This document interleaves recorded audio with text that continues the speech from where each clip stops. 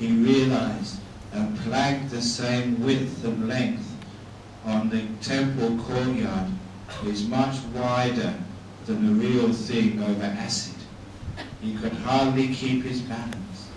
And as he got towards the middle, you could see his legs start to shake.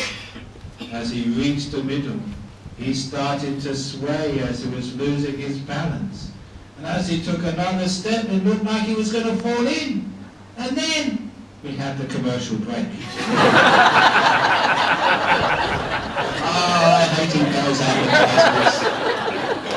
You wound up and you had to wait for 4 or 5 minutes before you found out what really happened. But soon the commercials were over. And we were back in that scary room, just usually like a few frames back from when it ended. So you could start by seeing little grasshopper. His legs started to wobble. And then he started to sway. And then it looked like he was going to fall in. And he did fall in. Little grasshopper fell into the acid. He splashed around. And his compassionate master started laughing. The little grasshopper splashed around. It wasn't burning. What's going on? And the master said, don't worry, grasshopper. It's not acid. It's only water. And we threw those bones in the bottom as special effects. And then he said to Grasshopper, why did you fall in? Fear pushed you in, little Grasshopper. Only fear. Because if I'd have told you that was water, you'd have been able to run across that plank. But once you thought it was acid, once you had fear, fear pushed you in, little Grasshopper. Just fear made you fall. When I saw that, I realized what a wonderful example of the psychology of fear. What you feel is going to happen, you make out. Which is why anxiety is the most stupid of emotions. Simply because what you're anxious of happening, you usually make happen because of your fear. So if you want to avoid all those terrible things happening to you, don't be afraid. And then they're far less likely to happen. I know this because very often I've been in very, very scary places. I remember being in jungles where there were not man-eating tigers, but monk-eating tigers. Where there were snakes, really bad snakes, who would attack you. I was told when I first went to Thailand that there were 100 species of snake.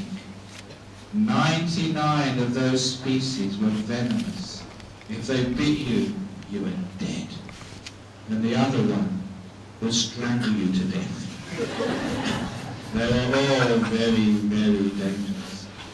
But you know, with snakes, if you're afraid, then they get afraid. And then they overreact and you overreact, and that's when they bite you. Snakes are okay, they don't mind human beings. Human beings don't mind snakes. It's fear which kills you. That's why one of my favourite monks, he doesn't have any anxiety or fear. Because we know that, because once in the jungles of Thailand, he was meditating with a few other monks. And they heard a sound of a jungle creature coming towards them, so they opened their eyes. And the creature was a snake, a cobra, a king cobra. And in that part of Thailand, there was a slang term for the king cobra. It was called the one-step snake. The reason it was called a one-step snake, because once it bit you, that's all you had left of your life. One step, and then you were dead. That was a very dangerous snake. So when the one-step snake, the king cobra, came towards this monk, it came right up to him, lifted up its head, opened its hood,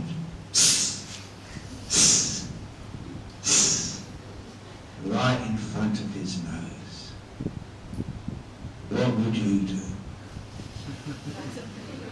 Don't think of running. Those snakes can go much faster than you. That was actually a scary thing when I saw how fast snakes could run and saw them even swimming as well. I thought there's no escape. So this monk was faced with this venomous snake right in front of his nose. Now this was a monk with no anxiety, with no fear. So what he did, he raised his hand and he patted Mr. Snake on the head. Thank you, Mr. Snake, for coming to visit me. True story, all the other monks saw it. And did the monk bite, so did the snake bite that monk? Of course not. Snakes love having their head patted. Oh, it's such rare to get my head patted. The snake loved every minute of that. And after having his head patted long enough, the cobra pulled in its hood, put its head down, and went to visit one of the other monks. And the other monk said, I'm not going to do that, go back to him. But of course, if you're kind, the snake will never bite you. Why are you anxious? If you're anxious, then it bites you because it knows you're afraid and you feel fear, it feels fear, and then both of you sort of overreact. My snake story, I didn't pat a snake, but something very similar. Once in Thailand, I'd been meditating all night, not having any sleep while I meditated until dawn. So number one, my mindfulness was not as strong as it should have been. Number two, I went out to urinate in the forest, and the light was just the light of dawn, so it wasn't so clear. And as I squatted down in Asian style, not Western style, I was well trained. You squat down, and I urinated in the forest. I thought I was urinating on a stick. Until the stick started to move. And I realized at that time the most sensitive part of a male anatomy was only 2 inches away from this snake's mouth. And I just peed on it.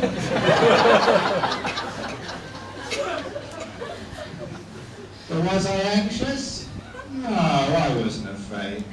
And did the snake get afraid? No, the snake loved every minute of it because the snake knew it was being blessed with holy water. You can't get more holy than that.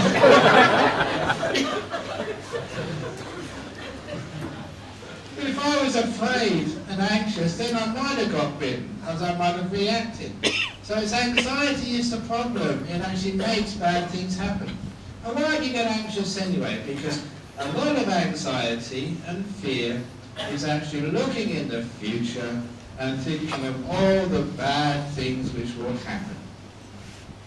You know that simile of the 2 bad bricks in a wall which I gave a few days ago? That's where we look in a wall and all we see is the 2 mistakes. We can't see anything else. Fear is looking at the future and just seeing the 2 bad things which might go wrong. We don't see the 998 things which could go right.